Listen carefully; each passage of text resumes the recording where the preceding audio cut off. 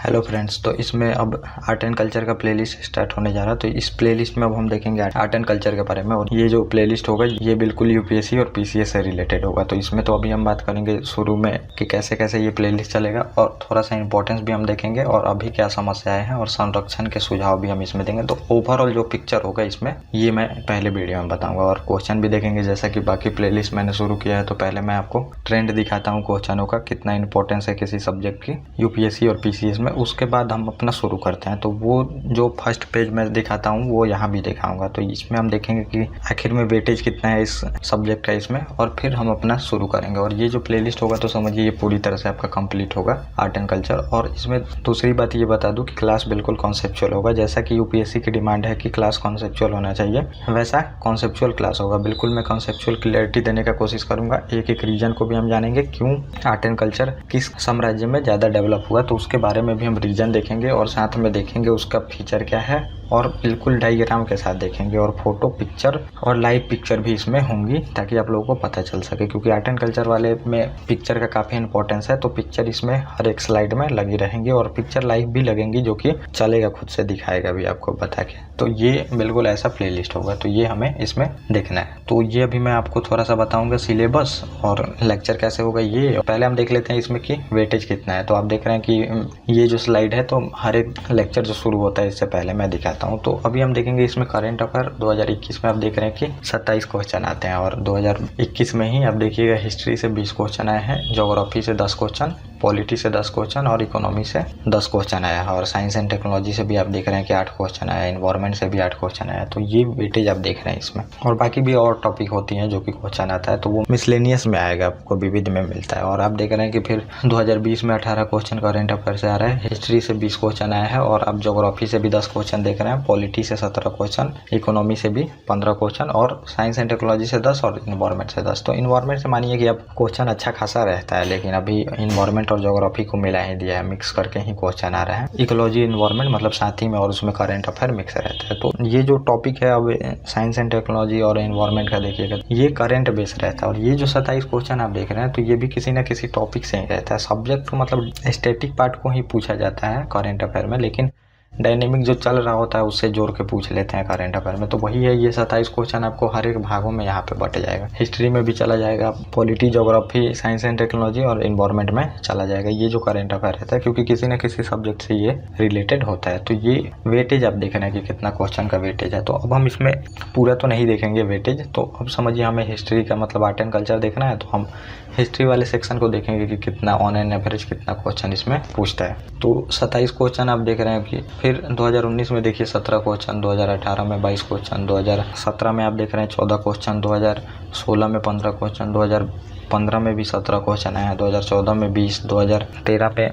16 question, 2012 में 19 और 2011 में 11 क्वेश्चन आए हैं। तो ये वेटेज है लगभग हिस्ट्री है। तो हिस्ट्री आप मान के चलिए कि 20 से 22 क्वेश्चन हिस्ट्री से आएंगे आपके यूपीएससी में, और बिल्कुल ये स्टैटिक पार्ट होता है। अगर आप इसको कंप्लीट किए हैं तो इसमें डायनेमिक कम ही जोड़ता है। डायनेमिक मतलब कि जो करंट अफेयर रहता है उसको डायनेमिक बोलते हैं, और स्टैटिक पार्ट बोलते हैं मतलब कि जो चेंज कभी नहीं हो रहा है। जो कॉन्सेप्ट है वो कॉन्सेप्ट हिस्ट्री का वही है, ज्योग्राफी का भी वही है, और पॉलिटी का भी जो कॉन्सेप्ट है वही है, इकोनॉमी का भी सेम ही है। इकोनॉमी लेकिन करंट अफेयर से जोड़ के पूछेगा तो स्टैटिक पार्ट ही पूछता है जोड़ के, और थोड़ा बहुत स्टेटमेंट में करंट भी पार्ट को डाल दिया जाता है। तो वो क्वेश्चन पूछने का तरीका है, स्टैटिक और डायनेमिक मिला के क्वेश्चन उसमें यूपीएससी में स्टेटमेंट आपको मिलेगा। 2-3 स्टेटमेंट, ऐसे 4 स्टेटमेंट भी आते हैं, तो वो आपको सॉल्व करना पड़ेगा वहाँ पे। तो ये ट्रेंड है, आप देख रहे हैं। तो 20 क्वेश्चन ऑन एन एवरेज मान के चलिए कि 20 क्वेश्चन इसमें आते हैं। तो इसमें भी फर्दर 4 पार्ट है, प्रीलिम्स में तो 4 पार्ट है आपको, एंशिएंट, मेडिएवल, मॉडर्न, और ये आर्ट एंड कल्चर, और वर्ल्ड हिस्ट्री और पोस्ट इंडिपेंडेंट ये आपको आएगा मेंस पार्ट। तो पहले हम पीटी वाला कंप्लीट करेंगे और मेंस वाला फिर बाद में कंप्लीट करेंगे। तो मेंस वाला अलग से होगा। तो अब समझते हैं कि इसमें भी जो वेटेज है, तो किसका कितना वेटेज है आपको ये भी पता होना चाहिए। तो एंशिएंट और आर्ट एंड कल्चर ये दोनों मिला के आप समझिए कि 8 क्वेश्चन आएगा यहाँ से आपको, और 4 क्वेश्चन आप मान लीजिए कि मेडिएवल से, और 8 क्वेश्चन फिर मॉडर्न इंडिया हिस्ट्री से। ये ऑन एन एवरेज क्वेश्चन ऐसे आता है। और आर्ट एंड कल्चर आपको ओवरलैप्स मेडिएवल में भी करेगा, लेकिन मॉडर्न इंडिया हिस्ट्री में आप देखेंगे कि आर्ट एंड कल्चर उतना इंपॉर्टेंट है नहीं, वहाँ से क्वेश्चन नहीं आएंगे आपको, तो उतना हमें नहीं देखना है। तो अब आपको आर्ट एंड कल्चर कंप्लीट करने के लिए एंशिएंट और मेडिएवल मीडिएवल, ये दोनों टॉपिक पॉलिटिकल जो हिस्ट्री होता है ये कंप्लीट होना चाहिए। पॉलिटिकल और जो प्रशासनिक इतिहास होता है वो भी आपको, एडमिनिस्ट्रेटिव हिस्ट्री वो भी कंप्लीट होना चाहिए, तब इसमें आर्ट एंड कल्चर वाले पार्ट में आपको अच्छे से समझ में आएगा ये सब चीज़। तो ये ट्रेंड है जो मैंने आपको बताया। आर्ट एंड कल्चर के लिए आपको एंशिएंट और मीडिएवल आना चाहिए, तब जाके आर्ट एंड कल्चर समझ में आएगा। इसलिए मैं बोल रहा हूँ कि जो बाकी प्लेलिस्ट चल रहा है उसको आप लोग देखें, एंशिएंट और मीडिएवल वाला, फिर आर्ट एंड कल्चर वाला आपको वो अच्छे से समझ में आएगा। क्योंकि अब जो डायनेस्टी बन रही है उसको आप जानते ही नहीं है, जो साम्राज्य है उसके बारे में जानते नहीं है, तो फिर उसका आर्ट एंड कल्चर पढ़ के आपको कुछ समझ ही नहीं आएगा उसमें। तो ये पहला नंबर जरूरी है उसमें जानने के लिए। अब आर्ट एंड कल्चर में भी आपको टॉपिक बहुत इंपॉर्टेंट है, वो समझिए कि इंडस वैली सिविलाइजेशन के बारे में आपको अच्छे से आर्ट एंड कल्चर उनका पता होना चाहिए। उसके बाद हम मौर्य के आएंगे, उसके बाद बुद्धिज्म और जैनिज्म, ये दोनों टॉपिक भी, जैन धर्म और बौद्ध धर्म दोनों इंपॉर्टेंट है आपके लिए। मौर्य काल भी इंपॉर्टेंट है और गुप्ता आपके लिए मोस्ट इंपॉर्टेंट है, गुप्ता से भी क्वेश्चन आता है। और इंडो इस्लामिक आर्ट हम देखेंगे उसमें, जो कि यहाँ का आर्ट और वहाँ का आर्ट मिलने से मतलब इंडिया का आर्ट और इस्लाम का आर्ट मिलने से बनेगा इंडो इस्लामिक आर्ट, वो भी हमें देखना होगा, वो भी इंपॉर्टेंट है, वहाँ से भी क्वेश्चन आते हैं, तो वो भी आपको पता होना चाहिए। तो ये कुछ टॉपिक है जो आपको सिलेबस में पता चलेगा। तो अब हम देख लेते हैं सिलेबस इसका क्या है और कौन सी टॉपिक हमें कवर करनी है। तो सिलेबस तो इतना मैंने लिखा है, लेकिन इसमें कुछ इंपॉर्टेंट टॉपिक है वो आपको कंप्लीट करना है, बाकी मतलब छोड़ सकते हैं, उतना चीज़ें कंप्लीट नहीं करना। लेकिन मेरा तो सब्जेक्ट पूरा कराना है तो मैं पूरी तरह से कंप्लीट कराऊंगा। लेकिन जो इंपॉर्टेंट टॉपिक है मैं आपको बता दूंगा कि ये चीज़ आपको कंप्लीट करनी है। तो भारतीय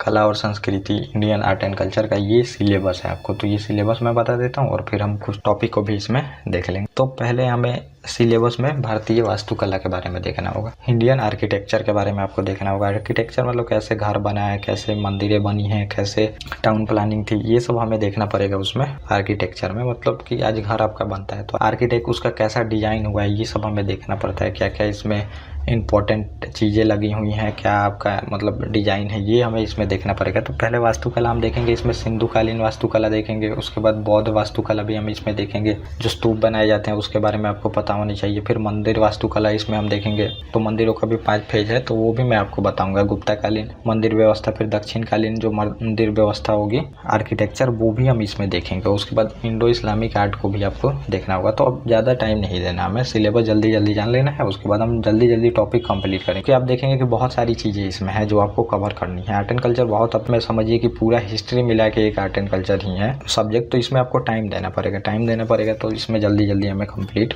करनी पड़ेगी। और आधुनिक वास्तुकला भी हम देखेंगे, जैसे संसद भवन बनाया, हमारा पार्लियामेंट बनाया, तो ये फिर आधुनिक भारत में अंग्रेजों द्वारा बनाया जाता है। उसके बाद हमें थोड़ा सा ये भी देखना होता है, जब हमारा पोस्ट इंडिपेंडेंट के बाद जो आर्किटेक्चर शुरू होता है वो भी हमें थोड़ा सा जानना वहाँ पे पड़ेगा। और स्थापत्य के कुछ शब्दावलियाँ हैं तो उसमें मैं आपको बताऊंगा, जैसे कि टर्म होते हैं हिस्ट्री में, वैसे ही शब्दावलियाँ हैं वो भी आपको जानना पड़ेगा। फिर हम अपने आएंगे मूर्तिकला में, और मूर्तिकला में आपको सैंधवकालीन मूर्तिकला देखना पड़ेगा, बौद्धकालीन मूर्तिकला देखना पड़ेगा, गंधार और मथुरा शैली के तहत बुद्ध की बहुत सारी मूर्तियाँ बनी हैं वो भी आपको देखना पड़ेगा। और गुप्त शासन में भी मूर्तिकला है तो उसको भी आपको देखना पड़ेगा। और मध्यकालीन मूर्तिकला, जब इस्लामिक प्रभाव के तहत बहुत सी मूर्तियाँ बनेंगी तो वो भी आपको देखना है। और उसमें कुछ रीजनल जो किंगडम होंगे वो भी मूर्तिकला को, राजपूत कला के बारे में देखना होगा। और दक्षिण भारत में भी बहुत सारी चीज़ें चलेंगी वो भी हमें देखना है। और आधुनिक मूर्तिकला के भी बारे में आपको जानना पड़ेगा। तो ये मूर्तिकला और फिर वास्तुकला, ये 2 सिलेबस इंपॉर्टेंट है, यहाँ से हमेशा से क्वेश्चन आ रहे हैं, तो ये आपको ज़्यादा ध्यान देना पड़ेगा यहाँ पे। और उसके बाद तीसरा जो हमारा टॉपिक होगा तो ये होगा भारतीय चित्रकला, भी आपको जानना पड़ेगा। और प्राचीन चित्रकला हम देखेंगे भीमबेटका गुफाओं से, और जो आदि मानव थे वो किस टाइप का चित्र बनाते थे और क्यों बनाते थे, बिल्कुल कॉन्सेप्चुअल हम जानने की कोशिश करेंगे कि जैसे जैसे विकास हुआ है तो उसका क्या रीजन था वो भी इसमें जानने की हम लोग कोशिश करेंगे। और मुगल चित्रकला देखेंगे, ये इंपॉर्टेंट है काफ़ी। मुगल काल में चित्रकला अपने पीक पे रहती है, तो ये चित्रकला आपको जानना पड़ेगा यहाँ पे। और दक्कन में चित्रकला विकसित होती है वो भी हमें देखना है। और लघु जो चित्रकला है वो भी देखना है, जो छोटी छोटी चित्रकलाएं बनाई जाती हैं वो भी हमें देखना पड़ेगा। जो छोटे छोटे किंगडम है उन्होंने भी चित्रकला का बहुत सारी चीज़ें बनाई हैं वो भी आपको इसमें देखना पड़ेगा। और आधुनिक चित्रकला भी देखना पड़ेगा। तो सबको आपको मॉडर्न जो चीज़ें अभी चल रही हैं उससे कनेक्ट करना है। और फिर हम आएंगे भारत हस्तशिल्प एवं वेशभूषा पे, कैसा पहनावा है हमारा, मतलब सोसाइटी से रिलेटेड इसमें चीज़ें देखें। हस्तशिल्प हैंडीक्राफ्ट के बारे में इसमें देखना है। और विभिन्न युगों में हस्तशिल्प कैसी थी, हैंडीक्राफ्ट जो हाथ से चीज़ें कलाकारी होती हैं वो इसमें देखेंगे। और इसमें फेज देखना है आपको, जैसे कि हिस्ट्री का फेज है वैसे ही इसका भी फेज चलेगा, कैसे कैसे इसमें डेवलपमेंट हुआ, कहाँ कहाँ। फिर जब ब्रिटिश आए तो आप देखेंगे कि हैंडीक्राफ्ट का बहुत ज़्यादा वहाँ पे विकास नहीं हुआ, डिक्लाइन हुआ बहुत ज़्यादा इनके वजह से, तो वो भी हमें देखना पड़ेगा इसमें। और फिर भारत के प्रमुख जो हस्तशिल्प हैं ये भी आपको पता होनी चाहिए, तो मैं आपको बताऊंगा कहाँ कहाँ पे कौन सी चीज़ें प्रमुख है, कौन से लोग बनाते हैं, ये आपको जानना पड़ेगा वहाँ पे। और भौगोलिक उपदर्शन के बारे में देखना पड़ेगा, और कुछ जो प्रमुख वस्त्र हैं ये भी आपको जानना पड़ेगा, जैसे बनारसी साड़ी हो गई। भौगोलिक उपदर्शन जियोग्राफिकल इंडिकेशन के बारे में भी हम देखेंगे, जो कि वहीं के अनुसार वो प्रोडक्ट उत्पन्न होती है उसके बारे में भी हम जानेंगे यहाँ पे। और हस्तशिल्प से जुड़े व्यक्तियों को भी आपको जानना पड़ेगा, जो प्रमुख व्यक्ति हैं जिसने डेवलप किया है इस चीज़ को, उसके बारे में भी आपको थोड़ा सा जानना होगा इसके बारे में। और फिर हम आएंगे भारत में जो शैक्षणिक विकास हुआ है और तकनीकी विकास हुआ है इसके बारे में भी आपको जानना पड़ेगा। तो भारत में शिक्षा का विकास हुआ है, प्राचीनतम शिक्षा कैसे दी जाती थी, तो ये तो एंसेंट इंडिया में मैं कंप्लीट कराऊंगा ही। जब ट्रांजिशन फेज चलेगा, जब एंसेंट इंडिया से हम मेडिएवल की तरफ मूव कर रहे होंगे, तो उसमें मैं आपको बताया ही हूँ कि कैसे कैसे चीज़ें चली हैं, उसमें कैसे कैसे चेंज आई हैं और क्या क्या उसमें फीचर थे। हमारे जो प्राचीन भारत था उसमें शिक्षा कैसी थी, समाज कैसा था, विज्ञान कैसा था, टोटल चीज़ मैं उसमें आपको बताया हूँ। दर्शन कैसा था, एक एक चीज़ उसमें कंप्लीट कराई गई है, वो चीज़ हम यहाँ भी देखेंगे। और मध्यकालीन शिक्षा प्रणाली कैसी थी और आधुनिक जो शिक्षा प्रणाली हमारी कैसी थी वो हम कंपेयर करेंगे इसमें। और आज से भी हम कंपेयर करेंगे कि आधुनिक जो हमारी काल की शिक्षा है वो कैसे विकास हुआ और इसमें क्या क्या चेंजेज आई वो आपको जानना है। तो चेंज प्रोसेस आपको पता होनी चाहिए कि क्या क्या चेंज हो रही है। तो हिस्ट्री जानने का यही मतलब है कि आपको चेंज पता होनी चाहिए, क्या क्या चेंज और किस फेज में चेंज आते जा रही है वो पता होनी चाहिए इसमें। तो ये भी हम इसमें देखेंगे। और उसके बाद जो हमारा टॉपिक होगा तो ये भारत में वैज्ञानिक एवं प्रौद्योगिकी जो विकास हुआ है, मतलब कि साइंस एंड टेक्नोलॉजी में प्राचीन भारत में हमारी कैसी व्यवस्था थी, जो साइंस एंड टेक्नोलॉजी में हमने क्या क्या काम किया वो हम देखेंगे। और फिर मध्यकालीन भारत में क्या हमारे साइंस एंड टेक्नोलॉजी में विकास हुआ और वो आपको जानना पड़ेगा। और प्रमुख व्यक्तियों के बारे में भी जानना पड़ेगा और संस्थान के भी बारे में जानना पड़ेगा। तो ये आधुनिक से भी हम कनेक्ट करेंगे। तो ऐसे ये आपको पता होनी चाहिए प्राचीन भारत में हमारी साइंस एंड टेक्नोलॉजी कैसे थी और चिकित्सा व्यवस्था कैसी थी। चरक और सुश्रुत संहिता के बारे में भी हम उसमें बहुत अच्छे से बात करेंगे, जो कि सुश्रुत ने लिखा है। तो ये हम देखेंगे। उसमें साइंस एंड टेक्नोलॉजी में भी बहुत ज़्यादा चीज़ें काम हुई हैं। और उस टाइम आप देखेंगे कि मतलब जो आज ऑपरेशन का चीज़ें होती हैं तो वो उस टाइम भी ऑपरेशन होती थी। ये सब भी हम देखेंगे क्या फीचर थे और वर्ल्ड से भी हम कंपेयर इसमें करेंगे। तो ये हम इसमें देखेंगे। भारतीय विज्ञान और प्रौद्योगिकी जो साइंस एंड टेक्नोलॉजी है वो मतलब विज्ञान में हम हमेशा से ऐसा नहीं है कि एंसेंट इंडिया में आगे रहे थे, हमेशा से पिछड़े नहीं है। तो मेडिएवल में हम पिछड़ गए थे तो आप देखेंगे कि मतलब वहाँ पे आक्रमण हुआ और मॉडर्न चीज़ लाने की वजह से ही ब्रिटिश फिर हमारे पे राज करते हैं। ये चीज़ मैं आपको बताऊंगा और ये आपको मॉडर्न में भी थोड़ा पता चलेगा ही कि क्यों ब्रिटिश शासन एस्टेब्लिश हुआ है। तो वो आप वहाँ पे देख सकते हैं। और फिर हम विविध को भी देखेंगे इसमें, जो कि मिसलेनियस टॉपिक होगा, ये भी आपको देखना है इसमें। तो भारत के मेले और त्यौहार के बारे में हम जानेंगे, जो इंपॉर्टेंट त्यौहार मनाए जाते हैं पूरा ऑल इंडिया में वो हम देखेंगे। प्रमुख जो मेले लगते हैं वो भी हम जानेंगे। और भारत के जो सांस्कृतिक स्थल है ये भी आपको पता चलेगा। प्रमुख जो हमारे सांस्कृतिक स्थल है ये भी आपको पता चलेगा। और तीसरी बात ये है कि भारतीय यूनेस्को की सांस्कृतिक धरोहर जो वर्ल्ड हेरिटेज साइट में यूनेस्को नाम को सूचित करता है वो भी हम इसमें देखेंगे। कौन कौन सा हमारा जो प्रमुख स्थल है वो उसमें आता है वो भी हम इसमें देखने का कोशिश करेंगे। और भारत की सांस्कृतिक संबंधी विविध जो कानून है ये भी आपको पता होनी चाहिए। तो कानून के बारे में भी आपको पता होनी चाहिए कौन सा कानून है आर्ट एंड कल्चर को हमारे प्रोटेक्ट करने के लिए, वो हम इसमें देखेंगे। और सम्मान एवं पुरस्कार जो इस क्षेत्र में इम्पोर्टेंट पुरस्कार है ये भी आपको पता होनी चाहिए, ये भी मैं आपको इसमें बताऊंगा। और कैलेंडर एवं पंचांग जो इम्पोर्टेंट कैलेंडर है हमारे और पंचांग क्या है और उसके अनुसार कैसे हमारे फेस्टिवल हैं ये भी आपको समझना होगा। तो ये मैं आपको इसमें बताऊंगा। तो ये ओवरऑल पिक्चर है। लेकिन अगर आप एक बार में देखना चाहें कि क्या क्या चीज़ें कवर होंगी तो ये यहाँ पे भी लिखा हुआ है। तो ये मतलब कि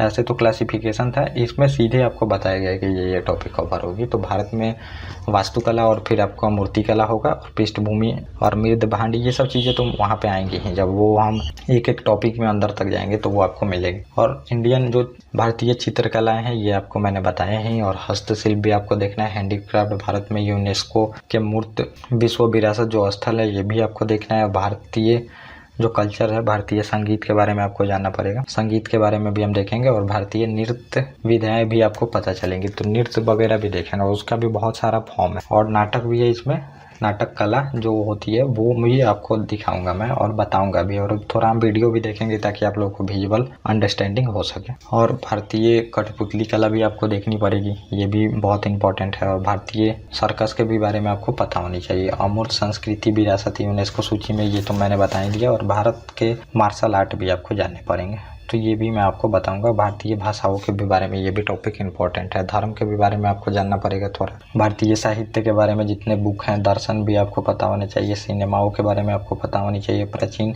भारत में विज्ञान कैसी थी, साइंस एंड टेक्नोलॉजी, भारत में कैलेंडर और भारत के मेले और त्यौहार, भारत में पुरस्कार और सम्मान भी आपको पता होनी चाहिए। जितने भी कानून हैं इंपॉर्टेंट आर्ट एंड कल्चर से रिलेटेड, वो आपको पता होनी चाहिए। और भारत के जो सांस्कृतिक स्थल है ये आपको पता होने चाहिए। दिल्ली के 7 बहनों का एक शहर है, ये मैं आपको बताऊंगा वहाँ पे जो चीजें हैं। भक्ति एंड सूफी आंदोलन कैसे हुआ ये भी आपको पता होनी चाहिए। और भारत में जो प्रसिद्ध व्यक्तित्व हैं इनके बारे में आपको पता होनी चाहिए, जो इस क्षेत्र में ऊंचाई पे ले जाने का काम किया। और सांस्कृतिक रुचि स्थल भी हमें देखना है। तो ये टॉपिक है कुछ जो आपको पता होनी चाहिए। ये इतना टॉपिक मैं कवर करूंगा। और थोड़ा लेक्चर बड़ा भी हो सकता है और थोड़ा ये भी होगा कि लेक्चर जल्दी कंप्लीट होगा, तो उतना डीप नहीं जाएंगे, लेकिन जहाँ पे डीप जानी है वहाँ पे डीप भी जाया जाएगा और जल्दी से जल्दी कंप्लीट करने का कोशिश किया जाएगा, क्योंकि टॉपिक बहुत बड़ा है। तो ये भी आपको समझनी पड़ेगी। टॉपिक ज़्यादा है तो टाइम इसमें लगेगा, और टाइम लगेगा साथ में हमें ज़्यादा चीज़ें कैसे भी कवर करनी है। इतनी चीज़ों के अगर इतना चीज़ें आप कवर कर लेते हैं तो एक भी क्वेश्चन नहीं छूटेगा। और मैं जो ट्रेंड है यूपीएससी एग्जाम का उस अनुसार आपको कंप्लीट कराऊंगा। कहाँ से ज़्यादा क्वेश्चन आते हैं उस अनुसार हम कंप्लीट करने का कोशिश करेंगे। ये नहीं कि मतलब कहीं से भी क्वेश्चन नहीं आ रहा, एक भी क्वेश्चन मान लीजिए आपको कहीं से आया नहीं है, लेकिन सिलेबस में तो कंप्लीट तो करना पड़ेगा, तो उस पर हम कम ध्यान देंगे और जल्दी से जल्दी उसको कंप्लीट करने का कोशिश करेंगे। और ज़्यादा जहाँ से क्वेश्चन आ रहा है वहाँ पर डिस्कस भी ज़्यादा होगा,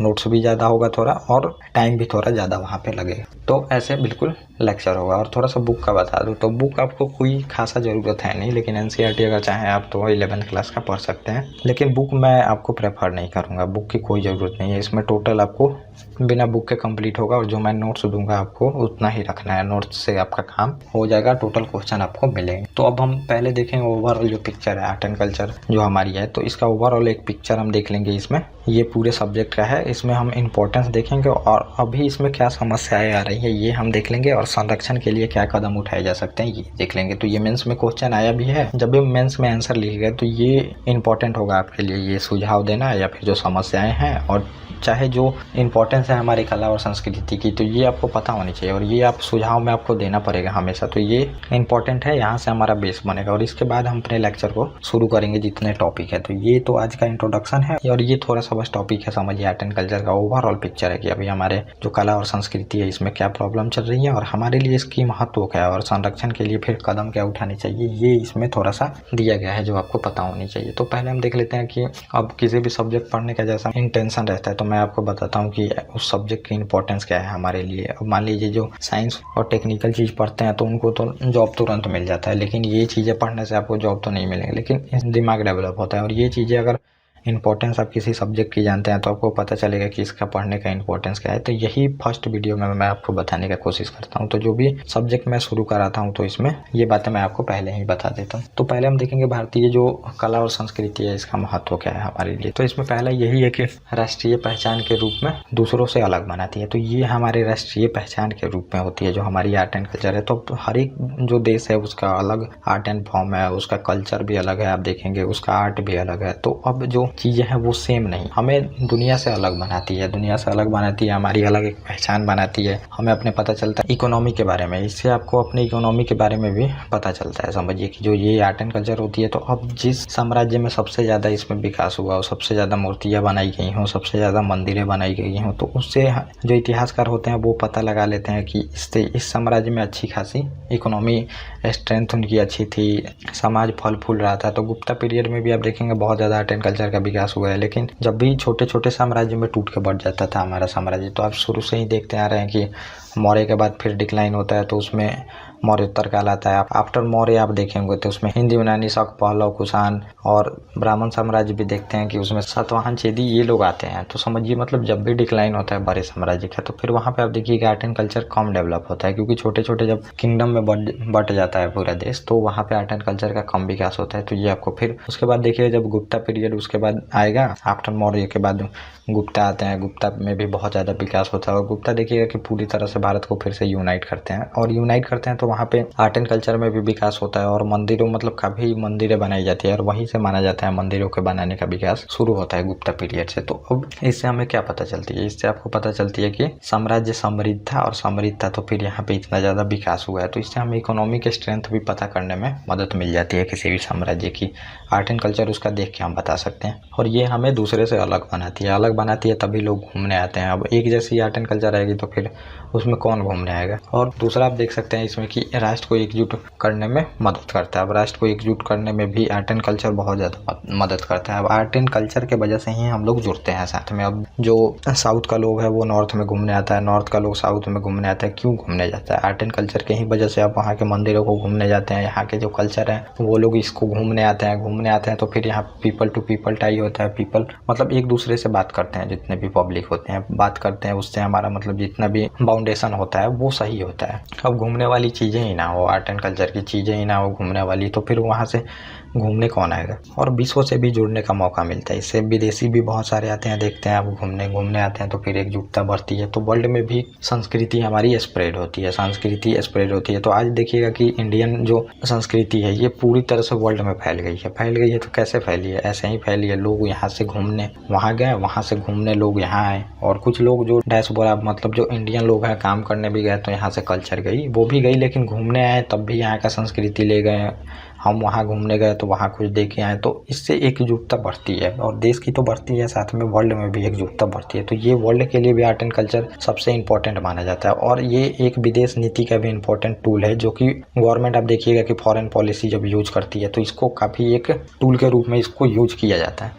और तीसरा हमारा है कि गौरवशाली इतिहास को दिखाता है, जिसका लोगों को गर्व होता है। तो अब ये गौरवशाली इतिहास को भी आपके बताता है। तो आर्ट एंड कल्चर आप देखिएगा, जो इंडस वैली हमारी सिविलाइजेशन है उस टाइम से हम देख रहे हैं कि कितना अच्छा टाउन प्लानिंग कर रहे हैं। टाउन प्लानिंग जबकि पूरे वर्ल्ड में सभ्यता डेवलप भी नहीं हुई थी। तो चीन की सभ्यता और उस टाइम आप देखिएगा कि इंडस वैली ये जो सिविलाइजेशन हमारे यहाँ चल रही थी, और मेसोपोटामिया की सभ्यता चल रही थी, और मिस्र की, ये 4 ही सभ्यता चल रही थी। उस टाइम से हमारा आर्ट एंड कल्चर मतलब समझिए इन सब लोगों से डेवलप था। उस टाइम जो मिस्र और मेसोपोटामिया में देखेंगे, मिस्र में भी देखेंगे तो उतना वो लोग मतलब जो ज़िंदगी जीते थे वो गांव वाली ज़िंदगी जीते थे, विलेज डेवलपमेंट ज़्यादा था। लेकिन यहाँ पे हमारा देखिएगा तो शहरी डेवलपमेंट ज़्यादा था। तो हमारा जो इतिहास है हमें उस टाइम से ही गौरव है। समझिए आज जो ब्रिटिश बोलते हैं हम इतना सुपीरियर हैं, सबसे आगे हैं, ये है वो है बोलते थे, लेकिन उस टाइम वहाँ पे समझिए जीवन आया भी नहीं था। तब से हमारे यहाँ पे समझिए आर्ट एंड कल्चर उतना आगे था, उतना मूर्तियाँ बना चुके थे। दाढ़ी वाली मूर्तियों को देखेंगे आप, नर्तकी की कान से मूर्तियाँ देखेंगे इंडस वैली सिविलाइजेशन में। उस टाइम कहीं पे ये सब चीज़ें थी ही नहीं। अभी बनाना कोई वो लोग तो मतलब वहाँ पे अभी ज़िंदगी शुरू ही नहीं हुई थी। अभी 1000 साल पहले भी आप देखेंगे तो यूरोप में कुछ खासा था नहीं, वो लोग ऐसे ही ज़िंदगी अपना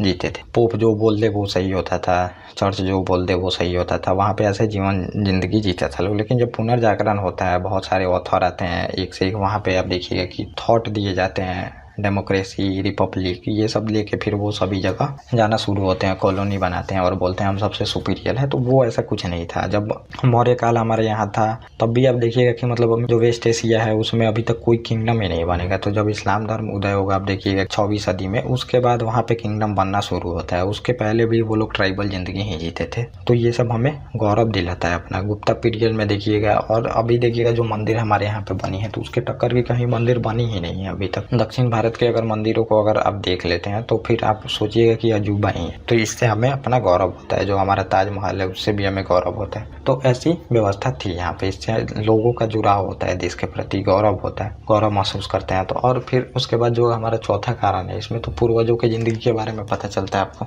तो आपको अब वहाँ से पूरे तरह से ज़िंदगी, उनके समाज के बारे में पढ़ते आना है, कैसे कैसे चेंज आए उसमें, फिर क्या क्या डेवलपमेंट हुए वो आपको पढ़ते आना है। उससे आपको पता चलेगी पूर्वजों के बारे में। और जो ये हमारी अभी संस्कृति हम फॉलो कर रहे हैं, बड़ों का सम्मान करना, पैर छूना, और जो आप फेस्टिवल इतने सारे मनाते हैं, तो वो अभी तो डेवलप नहीं हुआ, वो इतिहास से ही चला आ रहा है। तो इससे हमें इतिहास के बारे में, अपने पूर्वजों के बारे में पता चलती है कि ये चीज़ें वो लोग मनाते थे, और वही फर्दर अब थोड़ा बहुत चेंज आया होगा, लेकिन वही चीज़ें आप लोग अभी भी मना रहे हैं और आगे भी इसको लेके चलिएगा। तो इससे हमें पूर्वजों के बारे में पता चलती है। उनका क्या पहनावा था ये भी मैं बताऊँगा, किस टाइम में कैसे लोग कपड़े पहनते थे ये भी आपको पता चलेगा, और फिर कपड़ा में कैसे चेंज आया और खाने में कैसे चेंज आया फेस्टिवल फेस्टिवल कब से ज़्यादा डेवलप होने लगे ये भी मैं आपको बताऊंगा। जैसे मंदिर जब गुप्ता टाइम में पहले यज्ञ तो होते ही थे, आप देखिएगा कि वैदिक काल से ऋग्वैदिक काल से ही यज्ञ होना शुरू हो गया था। उत्तर वैदिक काल में तो काफ़ी यज्ञ होने लगे, उसमें बलि बहुत ज़्यादा देने लगे लोग। तो वहाँ से हमारी ज़िंदगी जब स्टेबल हुई तो फिर चेंज होते हैं। उसके बाद मूर्तियाँ जब बनने लगी मंदिर गुप्ता पीरियड में और फिर दक्षिण भारत में, वहाँ से बहुत सारी फेस्टिवल का फिर ईजाद हुआ। आप समझिए जब मंदिरें बनेगी तो उसमें पूजा भी होगा, पूजा होगा तो फिर हम उस दिन को फेस्टिवल में चेंज कर देते हैं, धीरे धीरे फेस्टिवल फिर मनाना हम शुरू करते हैं। तो कुछ जो प्रोडक्ट जैसे कृषि में उत्पादन होते हैं तो वो हमारे लिए खुशी का दिन होता है, तो फेस्टिवल हम मनाना शुरू करते हैं। तो वो सब भी हम देखेंगे कैसे कैसे शुरू हुआ, आज जो फॉलो भी किया जा रहा है। इसमें थोड़ा ग्लोबलाइजेशन की वजह से चेंज आया है, ये भी आपको जानना पड़ेगा। तो पूर्वजों की ज़िंदगी के बारे में भी हमें पता चलता है और हम अपने संस्कृति के बारे में पता चलती है। तो संस्कृति यही समझिए, जो ज़िंदगी है तो उसके बारे में तो पता चलती, कैसे सामाजिक व्यवस्था थी, और संस्कृति के बारे में भी पता चलती है कैसी किस टाइप की संस्कृति थी। आज देखिएगा कि भारत के लोग जो होते हैं तो वो सहिष्णु होते हैं। आप देखिएगा वर्ल्ड के कंपेयर में सबसे सहिष्णु लोग भारत के माने जाते हैं। तो हम काफ़ी युद्ध वगैरह पे मतलब भरोसा नहीं करते हैं, ज़्यादा युद्ध के चक्कर में हम लोग नहीं रहते हैं। तो हमारे ऊपर देखिएगा बुद्धिज्म जैनिज्म सबका प्रभाव है, ये हमारे संस्कृति में वहीं से चला आ रहा है। और बुद्धिज्म जैनिज्म की वजह से ही ऐसा माना जाता है कि जो अशोक धाम की नीति अपनाता है और बाद में तलवार छोड़ देता है तो मौर्य का डिक्लाइन हो जाता है, ऐसा माना जाता है। और फिर ये हमारे संस्कृति में प्रभाव हमेशा से रहा है समझिए। तो ऐसा माना जाता है कि काफ़ी इफेक्ट किया है, जितने भी विदेशी आक्रमण हुए हैं तो ये हमारे ऊपर इफेक्ट डाला है, क्योंकि हम इतने सहिष्णु हो गए थे, हम लड़ने का नहीं सोचते थे। तो वो मैं आपको मिडिएवल और ये जितना पॉलिटिकल हिस्ट्री है उसमें आपको कंप्लीट करा ही रहा हूँ। और फिर हम देखते हैं कि देश की अर्थव्यवस्था में योगदान देता है। तो आज समझिए कि लगभग 4 करोड़ जो जॉब है वो टूरिज्म सेक्टर से आता है। और टूरिज्म क्यों सेक्टर डेवलप है, क्योंकि आपके यहाँ बहुत सारी धरोहरें हैं, संस्कृति की चीज़ें मिली हैं, मंदिरें मिली हैं, मस्जिदें मिली हैं, इन सब से मतलब विदेशी आते हैं देखने के लिए। और विदेशी आते हैं तो 4 करोड़ लोगों को जॉब देना समझिए बहुत अपने आप में बड़ा चीज़ है। 4 करोड़ लोगों को जॉब मिलता है, जीडीपी में बहुत बड़ा कंट्रीब्यूशन है हमारे। जो ये पर्यटक टूरिज्म सेक्टर है इसका बहुत ज़्यादा इसमें हेल्प मिलता है, इससे बहुत ज़्यादा जॉब क्रिएट होता है, बहुत लोगों का जीवनी चलता है इससे। तो इसके लिए इम्पोर्टेंट तो है ही हमारे, और इससे हमारा जो फर्दर जीडीपी है और इसको डेवलप कर सकते हैं। तो वो मैं आपको सुझाव में बताऊंगा कि कैसे संरक्षण के लिए सुझाव दिया जाएगा, जिसमें हमारी इकोनॉमी के लिए भी ये फायदा होगा। तो ये चीज़ें थी, इतना आपको प्रॉफिट है समझिए आर्ट एंड कल्चर का। इसके लिए आपको ये सब्जेक्ट पढ़नी चाहिए, जाननी चाहिए। अब ये सब सब्जेक्ट से समझिए जॉब नहीं मिलेगा, लेकिन आपको इतनी सारी चीज़ें दिमाग में डेवलप होगी कि आप मतलब अच्छा थिंकिंग कर पाइएगा। अब ऐसा नहीं है जॉब नहीं मिलेगा, जो तैयारी करते हैं उनको तो जॉब मिलेगा ही, ये आपके एग्जाम के लिए काफ़ी इंपॉर्टेंट है ये चीज़ है, लेकिन आपका दिमाग भी डेवलप होते जा रहा है इसमें। तो अभी इसमें आप देखिएगा कि मेनली समस्या, इसमें कुछ समस्याएं हैं जो कि आपको देखना पड़ेगा और हाईलाइट करना पड़ेगा। जब क्वेश्चन आ रहा है इसमें तो आपको बताना पड़ेगा कि ये समस्याएं हैं अभी हमारे आर्ट एंड कल्चर को मतलब कि ये चीज़ें बर्बाद कर रही हैं। तो पहला है कि औद्योगिकरण के कारण नई चुनौतियाँ उभर रही है। अब देखिए जो इंडस्ट्रियल रेवोल्यूशन तो पहले से हुआ है, लेकिन अब भारत में मतलब पीक पे चल रहा है, हाई लेवल पे चल रहा है। सबसे ज़्यादा इंडस्ट्रियल रेवोल्यूशन अभी भारत में ही चल रहा है, चीन में तो अभी चल ही रहा है, चीन तो सबसे ज़्यादा आगे है। तो इससे हो रहा है कार्बन उत्सर्जन हो रहा है, बहुत तरह की गैसें निकल रही हैं, सल्फर गैस और बहुत तरह की जहरीली गैस, जिससे आप देखिएगा कि अब ताजमहल भी देखिएगा कि एसिड रेन के वजह से मतलब जो सरमाइका है वो गलने लगा था। तो फिर उसको प्रोटेक्शन के लिए बहुत सारे कदम उठाए गए हैं और अभी उठाने और बाकी हैं। तो वो हुआ था पॉल्यूशन के कारण। पॉल्यूशन के कारण होता है एसिड रेन होता है, एसिड रेन होगा तो जितने भी आपके स्मारक हैं वो पत्थर गलने लगते हैं वहाँ पे। तो एक ये समस्या उत्पन्न हो रही है जो कि अभी काफ़ी न्यूज में थी कुछ दिन पहले, तो ये आपको देखना पड़ेगा। और औद्योगिकरण की वजह से जितने अब शहर हैं तो आप शहर में ही देखिएगा कि औद्योगिकरण होते हैं। और दूसरी नंबर जितने इंपॉर्टेंट स्थल आपको मिलेंगे तो वो शहर में ही मिलेंगे, और जितनी उसमें से धुएं निकलते हैं तो अब धुएं निकलते हैं तो फिर उससे जो होता है वो ब्लैक पड़ने लगता है। जितना भी स्मारक भवन है, चाहे आप देखिए सफ़ेद संगमरमर के जो बने हैं भवन इंपॉर्टेंट, वो फिर ब्लैक होने लगता है। तो ये एक प्रॉब्लम हो रही है, मतलब औद्योगिकरण से समझिए प्रॉब्लम फेस करनी पड़ रही है जितने भी चीज़ें। और दूसरा है कि वैश्वीकरण के कारण भी समस्या उत्पन्न हो रही है। तो अब वैश्वीकरण के कारण आप देखिएगा कि अब जो भी चीज़ें हैं तो हाथ से बनाना तो बंद ही हो गई है, हाथ से कम ही चीज़ें बनाई जा रही हैं। अगर हाथ से बनाई भी जा रही हैं चीज़ें तो वो लोग खरीदते नहीं है। जैसे कि आप देखिएगा कि दीपावली है तो दीपावली में अब दिए लोग कम प्रेफर करते हैं, जहाँ तक कि सोचते हैं कि लाइट ही जला लिया जाए। तो ये एक समस्या उत्पन्न हो रही है, और जिससे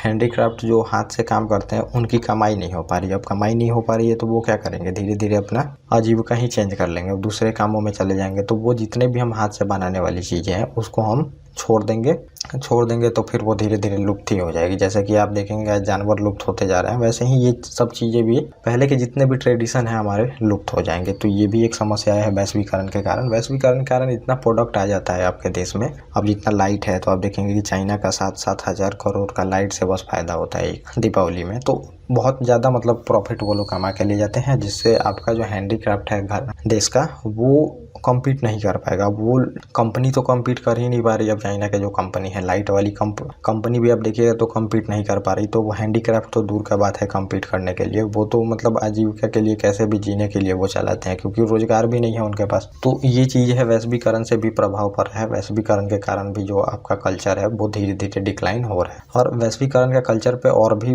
बहुत तरह का प्रभाव है। जैसे आपका खान पान का तरीका है वो भी चेंज हो रहा है। अब हम ज़्यादा मतलब जो हमारे समाज में था तो हम मोटा अनाज ज़्यादा प्रेफर करते थे पहले खाने के लिए, और वो सेहत के लिए भी बहुत फ़ायदेमंद था। लेकिन अब वो सब चीज़ें भूल गए हैं लोग, और वो सब चीज़ें खाना भी कोई पसंद नहीं करता। और वो जो खाता है उसको भी मतलब हे नज़र से देखा जाता है कि उसके पास सामर्थ्य नहीं है, इस वजह से खा रहा है। लेकिन अब पूरा दुनिया आप देख रहे हैं कि धीरे धीरे मोटे अनाज की तरफ बढ़ रहा है, और गवर्नमेंट भी उसको प्रमोट कर रही है। एक तो जो मोटा अनाज होता है उत्पादन में कम पानी, कम चीज़ें, कम खाद, कम बीज ये सब लगती हैं, और दूसरी बात है कि वो आपके सेहत के लिए भी अच्छा है। तो आज का हेल्थ आप देख ही रहे हैं, लोगों का हेल्थ कैसा है। हेल्थ में मतलब बहुत सारी प्रॉब्लम फेस करनी पड़ रही है। 18 साल 19 साल के नौजवानों को जो बीमारी नहीं होनी चाहिए वो होते जा रही है। तो वो सब चेंज है, ये सब ग्लोबलाइजेशन का ही प्रभाव है। बर्गर पिज़्ज़ा ये सब खाने से होता है। और दूसरी बात है ग्लोबलाइजेशन से आप ये भी देखेंगे कि अब हम अपने त्यौहार को मनाना समझिए कि भूल ही रहे हैं। तो हमें अपना त्यौहार तो याद नहीं रहता, लेकिन अगर आप देखिएगा क्रिसमस आ जाए चाहे और भी चीज़ें आ जाए तो वो हम लोग अच्छे से मनाते हैं, लेकिन हमारा त्यौहार धीरे धीरे हम भूलते जा रहे हैं। तो ये भी ग्लोबलाइजेशन का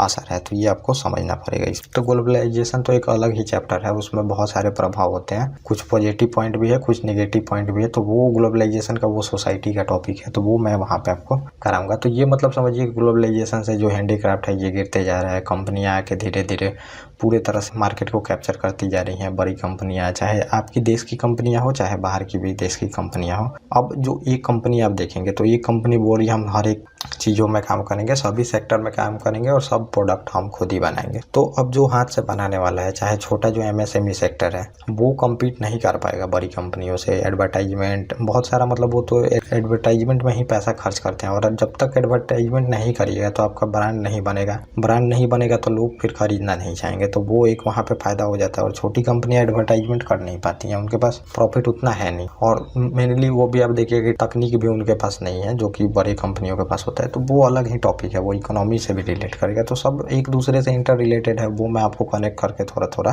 बताते रहूँगा। तो वैश्वीकरण के कारण भी आपका जो आर्ट एंड कल्चर वाला चीज़ें हैं वो गिरती जा रही है। और अब हम अपने देश के घूमने से ज़्यादा दूसरे देश में घूमने का प्रेफर करते हैं। अब समझिए कि जैसे अब आपके देश में ही अगर आप घूमना शुरू करें तो कितना दिन लग जाए, महीना सालों लग जाए, इतना चीज़ें हैं। लेकिन हमारा सीधे मन रहता है कि हम फॉरेन कंट्री में जाके घूमें। तो वो भी एक है चीज़ें, ये भी वैश्वीकरण का ही प्रभाव है। और फिर तीसरा एक आधुनिकीकरण से पर्यावरण में भी गिरावट हो रही है। तो अब जितने भी आधुनिकीकरण हो रहे हैं तो उससे पर्यावरण में गिरावट हो रही है। और पर्यावरण में गिरावट हो रही है तो अब समझिए कि जो डिजास्टर है वो भी आ रहे हैं। तो जैसे उत्तराखंड है, तो उत्तराखंड में आपने देखा कि पर्यावरण में गिरावट की वजह से ही उत्तराखंड में फ्लड आया था, जिसमें लगभग 13-14 हज़ार लोगों की जान चली गई थी। तो अब इससे होता है कि डर भी पैदा हो जाता है उस सेक्टर में जाने से। चाहे आप देखेंगे पहाड़ी सेक्टर में गए लोग घूमने, वहाँ से पहाड़ खिसक गया, भूस्खलन हो गया, तो फिर उससे डर लोगों में पैदा होता है। तो ये सब घटनाएं क्यों बढ़ रही हैं? एक तो पब्लिक ज़्यादा जा रहे हैं उससे भी बढ़ रही है, और दूसरा है कि पर्यावरण में हमारे मतलब ड्रास्टिकली चेंज आ रहा है। समझिए बहुत ज़्यादा चेंज आ रहा है, लेकिन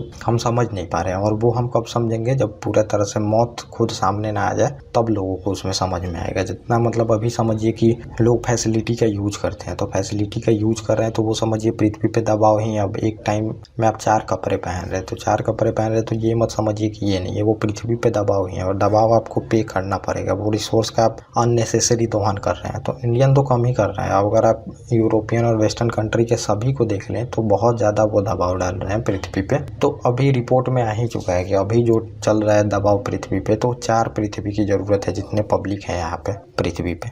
तो वो चीज़ें हैं, तो इससे कल्चरल भी हमारा डिक्लाइन हो रहा है, क्योंकि अब लोगों को मतलब कि आगे बढ़ने का हो रहा है, तो आगे बढ़ने का हो रहा है तो आप कंपनी को ही प्रमोट करिएगा। हमें उतना टाइम भी नहीं है कि हम जाके वहाँ पे खरीदे, घर पे ही आके अगर हम बोले तो दिया, जो लाइट है चाहे कुछ भी है वो घर पे आके दे जाएगा, घर पे आके दे जाएगा, तो फिर हमें कुछ सोचने की ज़रूरत नहीं है। तो उससे हमारा जो कल्चर है वो धीरे धीरे डिक्लाइन हो रहा है। हम अपनी चीज़ों को खरीदने पे प्रेफर नहीं कर रहे हैं, क्योंकि वो एक तो वो सस्ती भी है अगर आप माने तो, और टिकाऊ भी है और अच्छी भी लगती हैं, तो दोनों बातें हैं इसमें। तो गवर्नमेंट को प्रमोट करना चाहिए हमारे मतलब, तो पब्लिक को तो जो फ़ायदा, जहाँ भी फ़ायदा लगे उनको वो वही लेंगे, ये बात आप समझ लीजिए। कितना भी देशभक्ति चाहे कुछ भी बात कर लो, जहाँ पे पब्लिक को फ़ायदा होगा वहीं पे लेंगे। वो जो भी देशभक्ति होती है कुछ दिन के लिए होती है, कुछ दिन आप समझिए कि नहीं करिएगा, लेकिन फिर देशभक्ति वो जब पैसा का बात आएगा तो वहाँ पे चली जाएगी। और फिर अगला है कि पर्यटन के कारण उत्पन्न हो रही है समस्या। पर्यटन के कारण एक तो फॉरेनर आ रहे हैं और वो भी दबाव है, और दूसरा हमारे देश के भी लोग मतलब काफ़ी जनसंख्या तो है ही और काफ़ी लोग घूमने जाते हैं, तो उसका भी दबाव है। तो अगर आप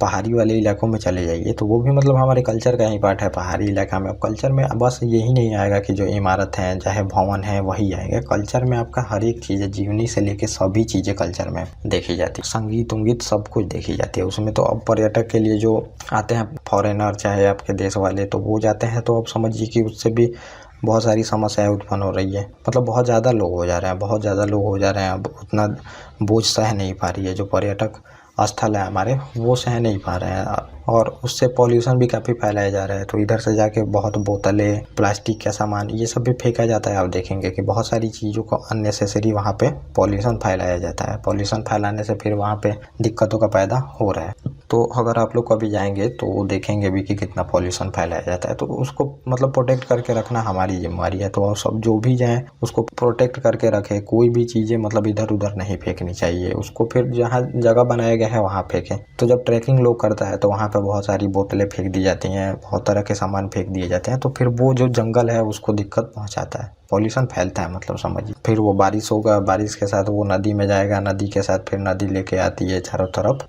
फैलती है, पानी भी गंदा उससे होता है। तो ये समस्याएं भी है। और अगला जो समस्याएं है ये समझिए पांचवा, तो ये संरक्षण का भी अभाव है। तो उतना संरक्षण हो नहीं पा रहा जितना कि होना चाहिए सभी स्थलों का भी होना चाहिए, और हमारी संस्कृति का भी संरक्षण होना चाहिए, और लोगों को भी समझना चाहिए कि मतलब आइडेंटिटी होती है आपकी, समझिए संस्कृति जो है ये आपकी आइडेंटिटी, आपको लोगों से अलग बनाती है, तो आपको पहचान मिलती है, अलग पहचान मिलती है। अब इसको ही हम खो दें अपने पहचान को, तो फिर उसका कोई फायदा नहीं। ग्लोबलाइजेशन आंख बंद के हमें नहीं करना है, बिल्कुल वैसे करना है जैसे कि हमारे लिए सूटेबल हो। तो ये मतलब समझिए कि संरक्षण का अभाव है। एक तो गवर्नमेंट भी कम संरक्षण कर रही है, अभी थोड़ा हो ही रहा है, बढ़ावा दिया जा रहा है, क्योंकि आप समझिए कि पर्यटन सेक्टर से बहुत ज़्यादा पैसा आता है। एक तो रेवेन्यू भी आता है, दूसरा जॉब भी क्रिएट होता है, लोगों की आजीविका भी चलती है। तो इस वजह से संरक्षण किया जा रहा है, और नया नया जो पर्यटन क्षेत्र है वो भी बनाया जा रहा है ताकि पैसा आ सके। इसमें लोग आते हैं फॉरेनर, तो आपको जो डॉलर मिलता है और डॉलर मिलता है, तो फिर हम अपना उसका उपयोग कर सकते हैं अदर चीज़ों में, तो ये फायदा आपको हो सकता है। तो संरक्षण देना में का अभाव है जो कि हमें बढ़ानी चाहिए, और नए नए स्थल और भी बनानी चाहिए कि जो कि अभी बन ही रहा है। तो ये कुछ समस्याएं थी जो आपने देख लिया। और संरक्षण के कदम हम क्या बताएंगे, क्योंकि आपको क्वेश्चन में ओवरऑल सभी चीज़ें बतानी पड़ेगी, तो अब हम संरक्षण का जो कदम है ये बता देते हैं कि आखिर में स्टेप क्या लेना चाहिए संरक्षण के लिए, और हमारे कल्चर को प्रोटेक्ट करने के लिए, और आगे बढ़ाने के लिए, और बचाने के लिए जो आपको कदम उठाने चाहिए ये आपको पता होनी चाहिए, और आपको अपनी ज़िंदगी में भी इम्प्लीमेंट करना है ये सब चीज़ें। ये नहीं है कि बस पढ़ ही लेना। तो यूपीएससी का एक यही खासियत है, आप कोई भी सब्जेक्ट पढ़ते हैं तो मतलब वो आपके आम जिंदगी से रिलेटेड होती है, क्योंकि जब आप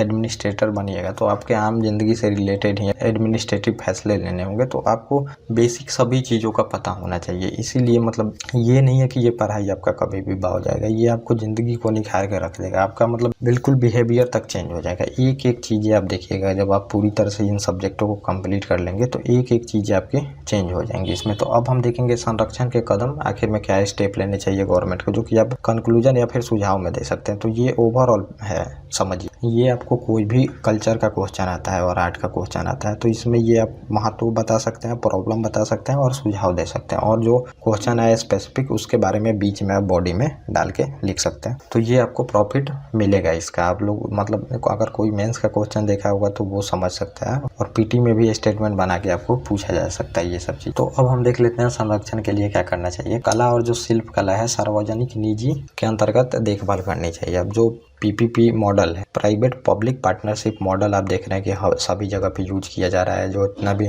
ट्रांसपोर्टेशन के लिए रोड बनाया जा रहा है तो उसके लिए भी PPP मॉडल का यूज किया जा रहा है सभी जगह। मतलब PPP मॉडल के तहत ही जितना भी इंफ्रास्ट्रक्चर बनाए जा रहे हैं इसी के तहत बनाए जा रहे हैं। तो इसका उपयोग कुछ जगहों पे तो हो भी रहा है हमारे कल्चर वाली चीज़ों में, आर्ट वाली चीज़ों में, और कुछ जगह पे हमें अभी बढ़ाना चाहिए इसका महत्व। मतलब कि अब दोनों मिल के फिर कोलोबरेशन करके गवर्नमेंट और जो प्राइवेट सेक्टर है वो मिल के एक तो और सांस्कृतिक चीज़ों को हमारे बढ़ाया जाए जो समझिए कि अभी डिक्लाइन के फेज में है, चाहे जो ख़त्म होने वाली है, जो भवन, इमारत, स्मारक जो भी चीज़ें हैं वो ख़त्म हो रही हैं तो उसको बनाया जाए, फिर से उसको बना के अच्छा किया जाए। जैसे आप देखेंगे नालंदा विश्वविद्यालय को बिहार गवर्नमेंट फिर से उसको बनाई है, तो वो चीज़ें हम यहाँ भी कर सकते हैं और बाकी जगह भी हमें अप्लाई करनी चाहिए वो चीज़ों को। और दूसरी बात है कि नए नए और भी चीज़ें हमें बनानी चाहिए अपने कल्चर के अनुसार, ताकि पर्यटक आ सके, और पर्यटक आएंगे तो फिर पैसा आएगा, और पैसा आएगा तो फिर एक तो गवर्नमेंट का रेवेन्यू बढ़ेगा और दूसरा जॉब क्रिएट होगा, जिससे ये जितना आप देखेंगे अनएम्प्लॉयमेंट चल रहा है तो इसमें भी हमें डिक्लाइन देखने को मिलेगा और इससे बहुत फ़ायदा होगा। मतलब विदेश से पैसा आ रहा है तो आपको फ़ायदा होगा, जो कि हमारा ट्रेड डेफिसिट चल रहा है इतना, तो ट्रेड डेफिसिट है तो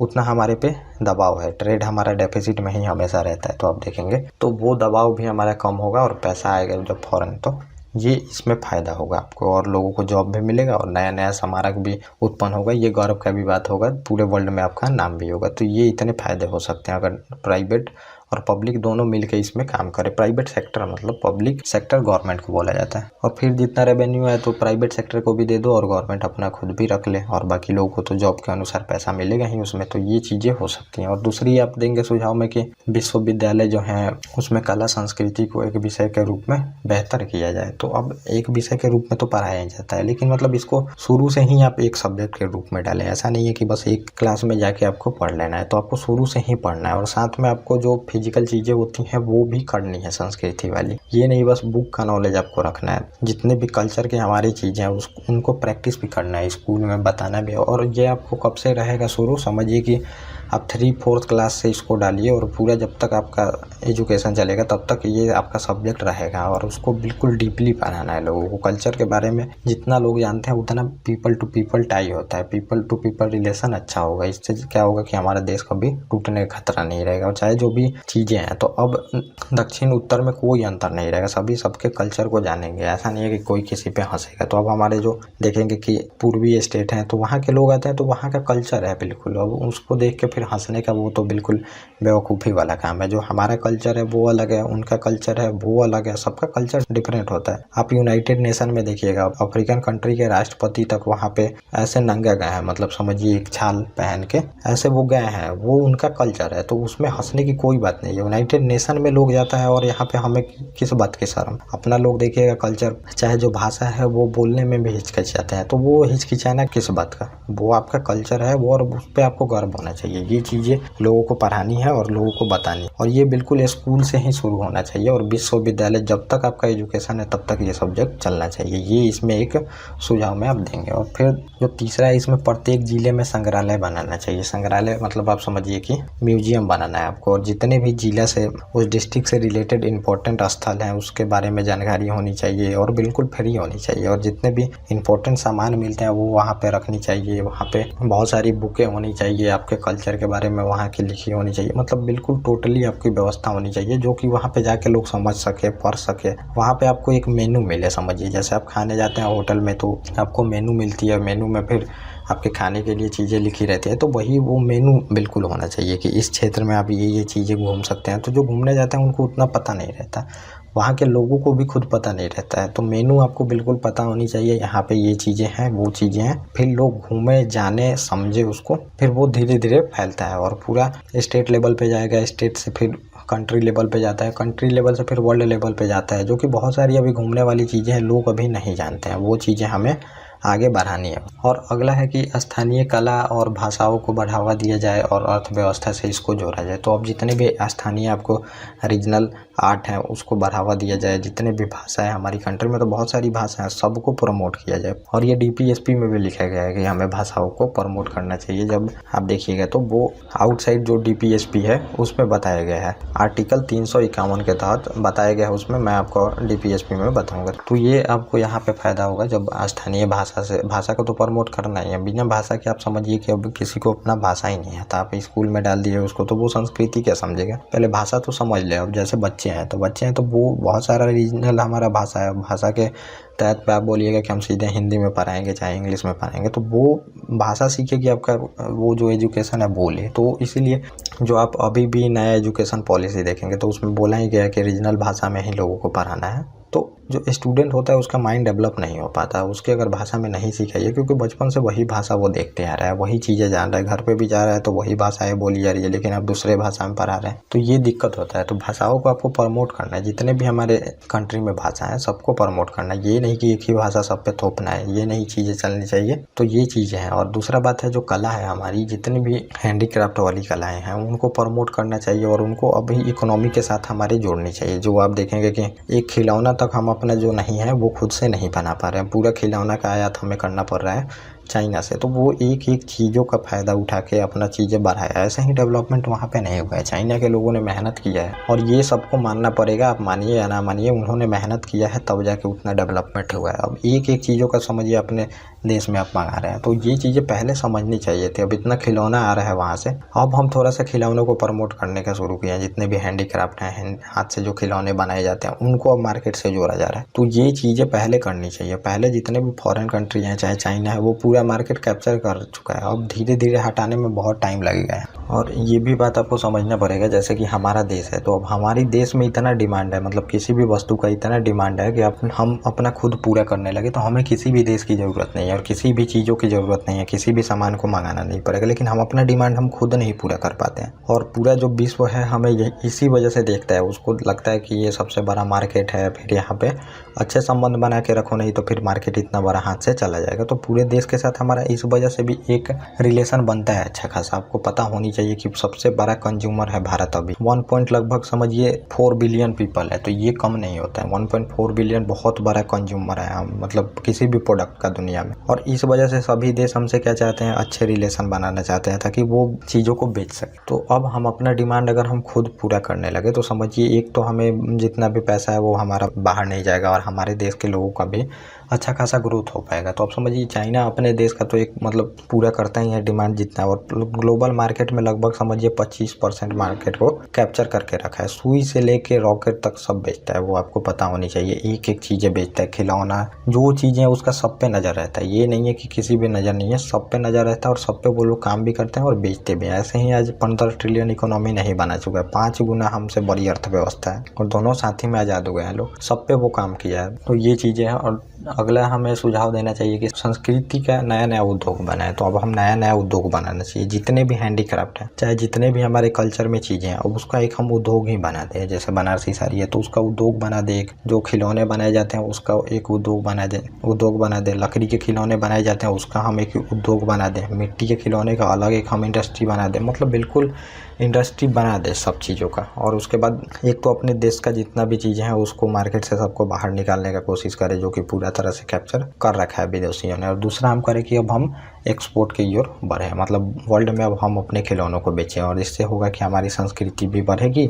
और लोग धीरे धीरे संस्कृति को फिर जानने के लिए और जो पर्यटक हैं वो आकर्षित होकर पर्यटक आएंगे हमारे यहाँ, तो ये भी फायदा होगा हमारे लिए। तो ये बहुत ही फायदे का कारोबार है। समझिए कि ये आपको इकोनॉमी से जोड़ना ही पड़ेगा। अभी मोदी जी ने जोड़ने का काम शुरू किया है और देखिए ये कितना आगे तक हम लोग ले जा पाते हैं। तो शुरू करना पड़ेगा आपको सभी चीज़ें और मेहनत करनी पड़ेगी, सबको मेहनत करनी पड़ेगी तब जाके होगा। नहीं तो इतना जितना हमारा जनसंख्या है इसको अगर आपको सभी चीज़ों को देना है और सबको गरीबी से मतलब निकालना है और सबको सभी चीज़ें मिलनी चाहिए, तो इसके लिए मेहनत करना पड़ेगा। पूरे लोगों को मेहनत करना पड़ेगा, एक सरकार से लेके एक एक जनता जो है सबको मेहनत करना पड़ेगा, तब इतना लोगों का भरण पोषण आप कर पाइएगा। नहीं तो वही ज़िंदगी रहेगी, हमेशा डेवलपिंग फेज में ही हम रहेंगे, डेवलप करेंगे। तो ये करनी पड़ेगी और डेवलप कर भी गए तो समझिए कि इनइक्वालिटी बहुत बढ़ जाएगी। इनइक्वालिटी जब तक हैंडीक्राफ्ट को आप प्रमोट नहीं करिएगा, जो हाथ से चीज़ें बनाते हैं, तब तक इनइक्वालिटी घटेगी नहीं, क्योंकि सबसे निचले तबके के लोग वही हैं, वही इनइक्वालिटी हो जाएगी। कुछ लोग तो बहुत अमीर रहेंगे, कुछ लोग बहुत गरीब रहेंगे। तो ये सब चीज़ें हमें टारगेट करके